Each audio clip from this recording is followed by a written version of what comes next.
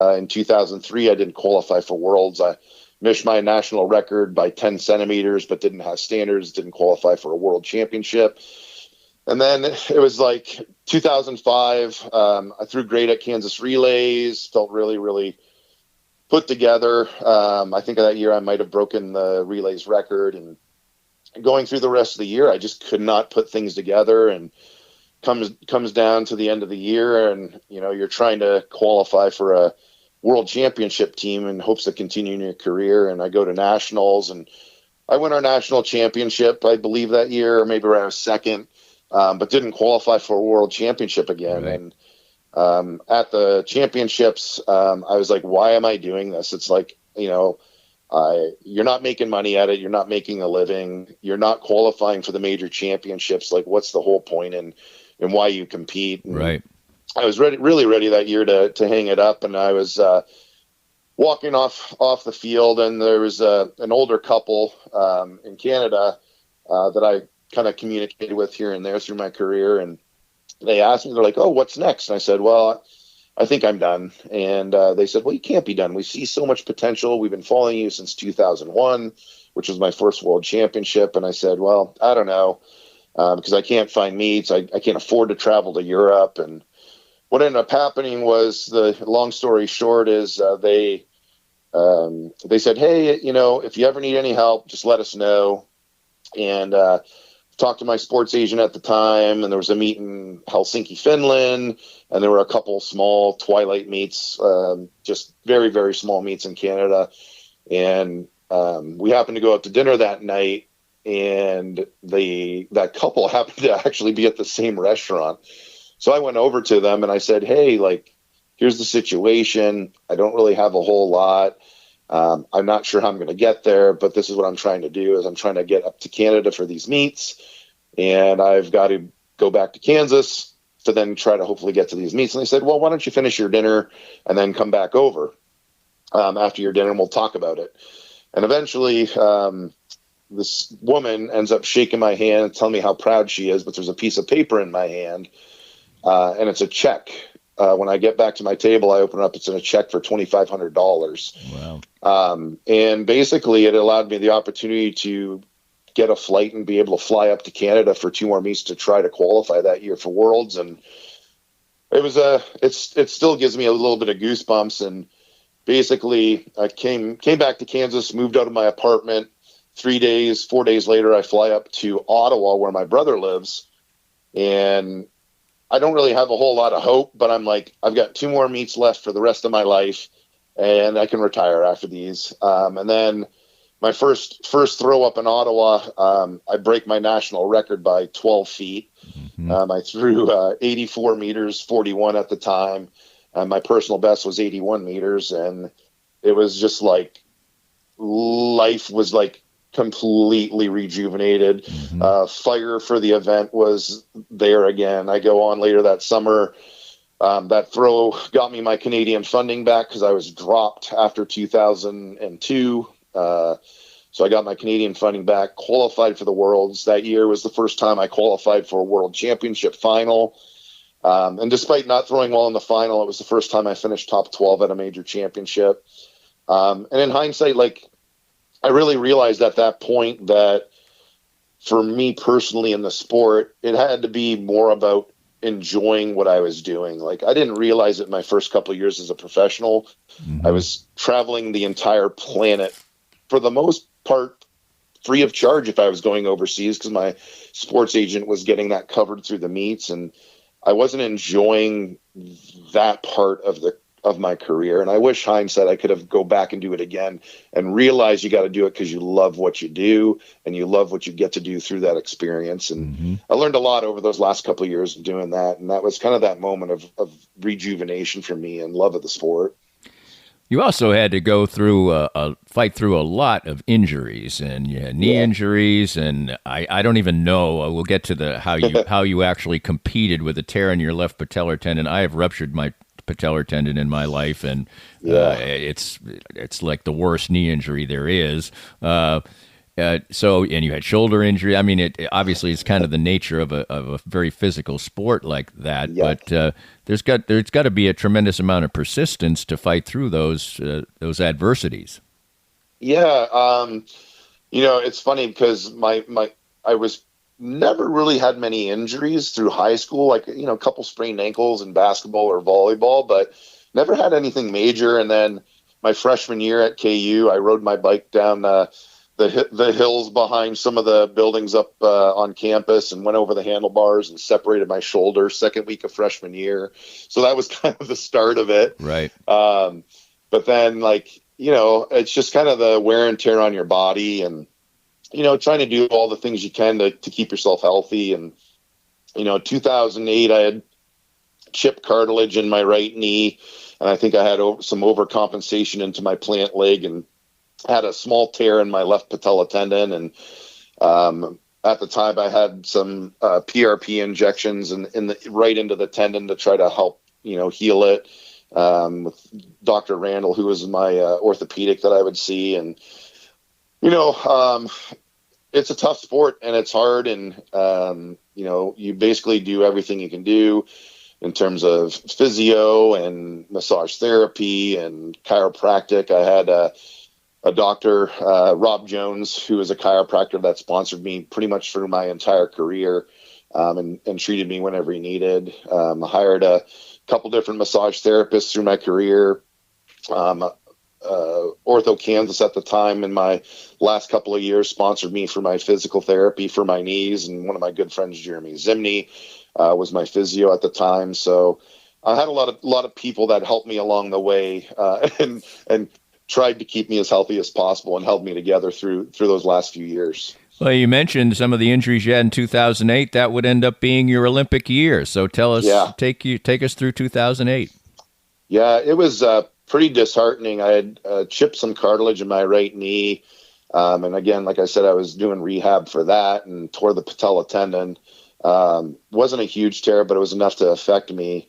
And then it was like, okay, am I going to stop doing this right now after I just put in another 4 years of training to try to get to an Olympic game? And I through that injury process and just like the persistence of trying to be there and do the right thing. And you gain perspective through those injuries. And it was like, nothing is going to stop me at this point of making this Olympic team. And I ended up qualifying up in British Columbia at one of our smaller meets up there, qualified for the team. And then it was, you get to the Olympic Games and you're like, okay, yeah, my left patella tendon's torn. Yes, my chipped cartilage in my knee, it hurts, but there's nothing that's going to stop me here. Like, I've overcome so much already. There's nothing that can stop me. So mentally, it was the first time at a major championship. And obviously it was my first Olympic team, but it's pretty much all the same guys that I've competed against over years, but then they stamp 5 rings on it and say it's really important this time. But in my head, I was like, I've done this before. I've been here. I've done that. So I had something new in my head that despite whatever is going to happen to me, I am going to do well. So I walked into the Olympic Games with this uber confidence that I could do whatever I wanted to do with the event. And you did quite well. You qualified for the finals. You would end up finishing 10th. Talk about the Olympic experience itself. Pretty spectacular. First time that I ever kind of learned about the Olympic Games was in 1988 in my 4th grade class. Our teacher, Mrs. Fluke, did a 2-week unit on the Olympic Games. And that's kind of where I fell in love with the Olympics and just continued to follow it from there on. And, you hear about it and you see it on TV, and then you're standing and walking into a tunnel with an entire team of athletes, and you're like, oh my God, they're lighting the Olympic torch. This is what it's all about. This is amazing. The competition itself was spectacular. The morning of my qualifying round, we're competing at 8:30 in the morning. So I'm up at about 4:30 a.m., open up the blinds to the curtains or to my room, and you look outside and you're expecting a beautiful day, but it's pouring rain all day. Right. And in my head, I was like I said before, nothing is going to stop me. So I embraced the idea of the rain and being that person that could compete in any condition and let everybody else freak out. And I ended up winning my qualifying for the final. I was going into the final, ranked sixth in the final. And it was just like, okay, let's go into the final and execute. I improved my mark from the prelims by 2 feet, but so did everybody else. I ended up 10th, and it was quite the experience to be able to be out there and not just be part of the Olympics experience, but actually compete well at the games. Everybody asks, like, what medal did you get? But the reality is like very few people get that opportunity to get that medal. And for me, it was successful. And, walking off the field that year going 10th is this all that it was meant to be? Was like, I did this for the last 20 years to be 10th.